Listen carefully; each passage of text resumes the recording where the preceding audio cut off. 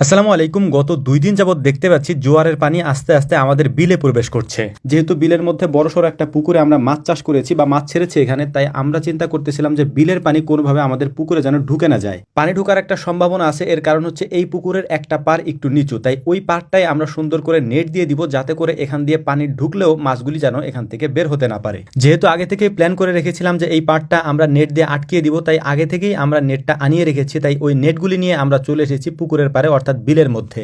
আমাদের সাথে থাকা এক ভাই আগে থেকেই বাঁশগুলি কেটে রেখে দিয়ে গেছিলেন এখানে। এখন এই বাঁশগুলি থেকে আমাদের খুঁটি তৈরি করতে হবে এবং ওই খুঁটিগুলি আমরা গেড়ে দিব একেবারে পুরো পানিতে। প্রথমে যে সাইড দিয়ে পানি ঢোকার সম্ভাবনা রয়েছে আমরা ওই সাইড দিয়ে খুঁটিগুলি গেড়ে দিব এবং এখানেই প্রথমে আমরা নেটটা দিয়ে দিব, যাতে করে এই সাইড দিয়ে পানিটা আমাদের পুকুরের মধ্যে প্রবেশ করতে না পারে। প্রায় সবগুলি বাঁশ থেকে আমরা খুঁটি বানিয়ে নিয়েছি। এখন সকালবেলা যেহেতু আমরা এসেছি, একেবারে সকালবেলা 7:30টার দিকে আমরা এখানে এসেছি, তাই সকালের নাস্তাটা আমাদের এখানেই সেরে নিতে হবে। কারণ নাস্তা খাওয়ার জন্য যদি আমরা বাড়িতে যাই তাহলে 1-1.5 ঘন্টার মতো আমাদের লাগবে। বাড়িতে গিয়ে নাস্তা খেয়ে রেস্ট নিয়ে তারপর আসতে এই 1 ঘন্টায় আমরা এখানে অনেক কাজ করতে পারবো, তাই নাস্তাটা আমরা এখানেই সেরে নিচ্ছি। আলহামদুলিল্লাহ, সকালের হালকা নাস্তা শেষ করার পর আমাদের এখন যে কাজটা করতে হবে সেইটা হচ্ছে আমরা যেই জায়গা দিয়ে নেটটা টানাবো ওই জায়গায় হালকা একটু গর্ত করে নিতে হবে আমাদেরকে, কারণ আমরা নেটটা একেবারে মাটির নিচ পর্যন্ত দিয়ে দেবো, যাতে করে পানি আসলো মাছগুলি যাতে বের হতে না পারে। প্রথমে ভেবেছিলাম খুঁটিগুলিকে গাড়তে আমাদের একটু সমস্যা হবে, এই জন্য আমরা একটা মুগুর তৈরি করেছিলাম, অর্থাৎ ওটা দিয়ে বাড়ি দিয়ে এটাকে আমরা গাড়তে চেয়েছিলাম, কিন্তু দেখলাম যে না, মাটি নরম আছে। মাটি নরম থাকার কারণে আমাদের জন্য একটা সুবিধা হবে, সেটা হচ্ছে যে আমরা নিজেরা হাত দিয়ে তারপর একটু শক্তি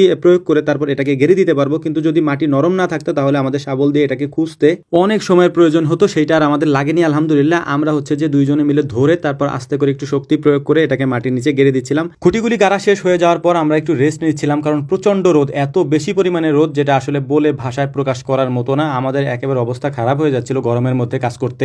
যত কষ্টই হোক পুকুরের এই পাটটার মধ্যে সুন্দর করে নেটটা আমাদেরকে টানিয়ে দিতে হবে, কারণ এই পাটটার পাশেই বিলের পানিটা এসে জমা হয়ে আছে। যদি এখন কোনোভাবে ভারী বৃষ্টিপাত হয় এখানে, তাহলে বিলের ওই পাশ থেকে পানি এ পাশে ঢুকে যাবে। সেক্ষেত্রে আমাদের বিলের মধ্যে থাকা, অর্থাৎ বিলের পুকুরের মধ্যে থাকা মাছগুলি বিলের মধ্যে চলে যেতে পারে। নেটটা এখানে টানিয়ে নেওয়ার পর আমরা সুন্দর করে নেটটাকে বাঁধতেছিলাম, কিন্তু সূর্যের তাপ এত বেশি ছিল যে কাজ করতে আমাদের প্রচুর পরিমাণে কষ্ট হচ্ছিল। তো পোলাপান এখানে গোসল করতেছিল, তো ওদেরকে আমরা একটা জিনিস বললাম, সেটা হচ্ছে যে বিলের এই পাশ থেকে এই পাশ পর্যন্ত আমাদের কিছু পাইপ দেওয়া আছে। যখন এই পুকুরটা কাটা হয়েছিল, আমাদের বড় ভাই যিনি কেটেছিলেন তিনি সুন্দর করে এখানে 3টা পাইপ দিয়ে দিয়েছিলেন। ওদেরকে দিয়ে একটু চেক করাইলাম যে ওই পাইপগুলোর মধ্যে দিয়ে পানি এই পাশ থেকে ও পাশে যাচ্ছে কিনা বা ওই পাইপগুলো খোলা কিনা। তো আলহামদুলিল্লাহ ওইটা চেক করার পর সুন্দর করে যে আমরা এই নেটটাকে টানিয়ে দিয়ে, আমি আগেই বলেছি, এখানে একটা গর্ত করে বা একটা লাইন তৈরি করে তার উপরে আমরা নেটটা দিয়ে তারপর নেটটাকে এখানে আমরা বেঁধে দিব। সেটাই আমরা করেছি। এটাকে বেঁধে দেওয়ার পর একটা গর্ত করে, যেহেতু ওই গর্তের মধ্যে দিয়ে আমরা নেটটাকে বসিয়েছি, তাই ওই গর্তের মধ্যে আমরা মাটি দিয়ে দিচ্ছিলাম, যাতে করে কোনোভাবে মাছ বেরোতে না পারে, কিন্তু পানি বের হয়ে যেতে পারবে বা পানি এ পাশ থেকে ওই পাশে আসা যাওয়া করতে পারবে যদি পানি এখানে উঠে যায়। তো যাই হোক, আলহামদুলিল্লাহ ওইখানকার কাজগুলি শেষ করার পর আমরা বাড়িতে চলে এসেছি। বাড়িতে আসার পর ওরা আমাকে বললো যে ভাই